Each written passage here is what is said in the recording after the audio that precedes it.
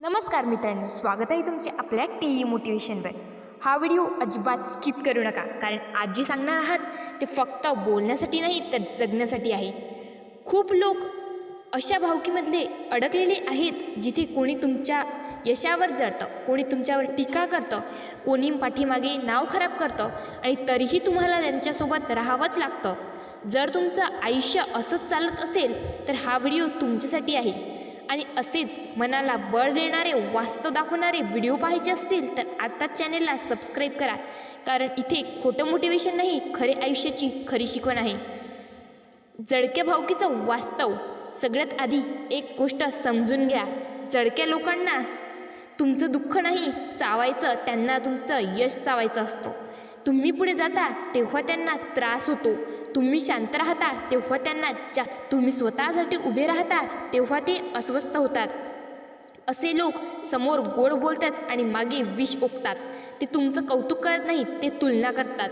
ते तुमची साथ देत नाही, ते चुका शोधतात। आणि सर्वात दुःखद गोष्ट म्हणजे ती सगळं भावकीतून होतं। जिथे आपल्याला आधार मिळायला हवा तिथेच आपल्या मानसिक युद्ध लढावं लागतं। भाग 2, लोकांची सगळ्यात मोठी चूक। बहुतेक लोक इथेच एक मोठी चूक करतात, ते जळक्या लोकांना समजवण्याचा प्रयत्न करतात, ते स्वतःला जस्टिफाय करतात, ते एक्सप्लेन करत बसत नाही। पण ऐका, जळक्या माणसाला समजवता येत नाही, त्याला फक्त तुमचं शांत यश चिडवतं। तुम्ही जितकं बोलता ते तितकाच वाकड करून सांगतात, तुम्ही जितकं सच्चेपणा दाखवता ते तितकंच गैरफायदा घेतात। म्हणून पहिला नियम, कमी बोला, कमी रिॲक्ट करा आणि जास्त ऑब्झर्व करा। इथपर्यंत जर तुमच्या मनाला लागले असेल तर व्हिडिओ लाईक करा। भाग 3, शांत राहणं म्हणजे कमकुवतपणा नाही। खूप लोकांना वाटतं की शांत राहणं म्हणजे हार मानणं, पण सत्य काय आहे माहिती आहे का? शांत माणूस हा सगळ्यात मजबूत असतो, कारण तो भावना नाही बुद्धी वापरतो। तो भांडत नाही, तो स्वतःला बिल्ड करतो। तो ओरडत नाही, तो स्वतःची व्हॅल्यू वाढवतो। जळक्या भावकीसमोर शांत राहणं म्हणजे भीती नाही, ती एक स्ट्रॅटर्जी आहे।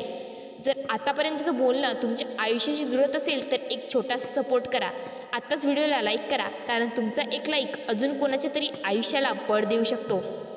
भाग 4, मर्यादा, बाउंड्रीज बनवायला शिकवा।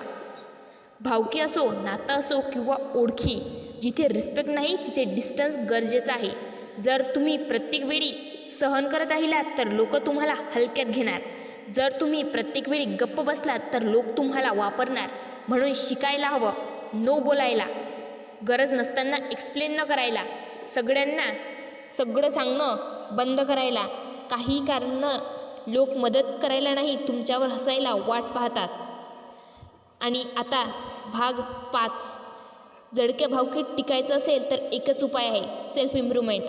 तुमचं बोलणं सुधारा, तुमचं ज्ञान वाढवा, तुमचं शरीर मजबूत ठेवा, तुमचं मन शांत ठेवा, कारण लोक तुमच्या लेवल वाढला की खालचं नॉईस आपोआप कमी होतं। गरुड कधी कावळ्यांशी भांडत नाही, तो उंच उडतो। भाग 6, इमोशनल मॅनिप्युलेशन।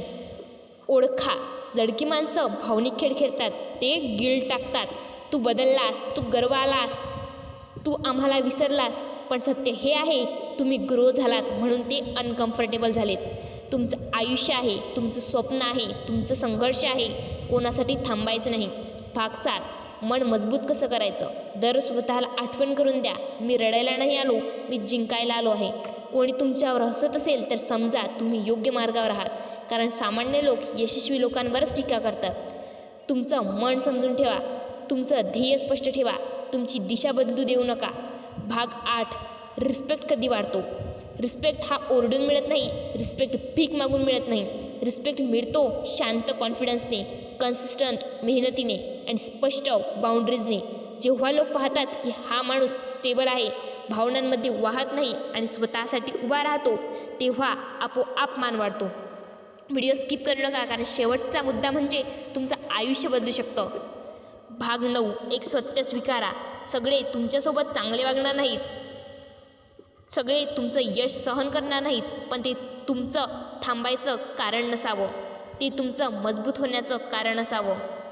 आज एक गोष्ट मनात ठेवा, जळक्या भावकीत राहणं हा शाप नाही, ती ट्रेनिंग आहे।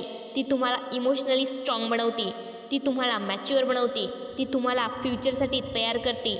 एक दिवस येईल तेच लोक शांत होतील आणि तुम्ही उंच उभे असाल। तो दिवस लांब नाही. फक्त चालत राहा, शांत राहा, मजबूत राहा. खरंच व्हिडिओ स्किप करू नका, कारण जर तुम्ही शेवटचा मुद्दा पाहिला नाही तर तुमचं आयुष्य बर्बाद देखील होऊ शकतं. आता खरी लढाई बाहेर नाही तर आत आहे. लोक काय बोलतात यापेक्षा तू ते मनाला किती लावून घेतोस हे महत्त्वाचं आहे. जडक्या भावकीत राहणं म्हणजे रोज मनाची परीक्षा देणं. कोणी टोमणे मारतो, कोणी दुर्लक्ष करतो, कोणी खोट्या गोष्टी पसरवतो, पण लक्षात ठेव, तू मजबूत बनलास की हे सगळं तुझ्यावर परिणाम करत नाही. सर्वात आधी स्वतःला एक गोष्ट सांग, मी सगळ्यांना खुश ठेवायला जन्म घेतलेला नाही, मी स्वतःसाठी जगायला आलो आहे. जो स्वतःला सगळ्यांसाठी संपवतो तो शेवटी रिकामा होतो. जडक्या लोकांसमोर आपली किंमत कधीच एक्सप्लेन करू नकोस, कारण ज्याला समजायचं असतं त्याला शब्द लागत नाही आणि ज्याला समजायचंच नाही त्याला 1000 शब्दही कमी पडतात. शिकायला हवं सायलेन्स वापरायला. शांतता ही कमकुवतपणा नाही, ती कंट्रोल आहे, ती पॉवर आहे. तू जितका शांत राहिलास समोरचा तितकाच अस्वस्थ होईल. एक गोष्ट लक्षात ठेव, तुझं मन तुझं घर आहे. जडक्या लोकांना त्यात राहू देऊ नकोस. रोज त्यांच्या विचारांनी झोपणं, रोज त्यांच्या शब्दांनी दुखवणं हे म्हणजे स्वतःवर अन्याय करणं असतं. तुझा फोकस बदल, लोकांवर नाही स्वतःवर विश्वास ठेव.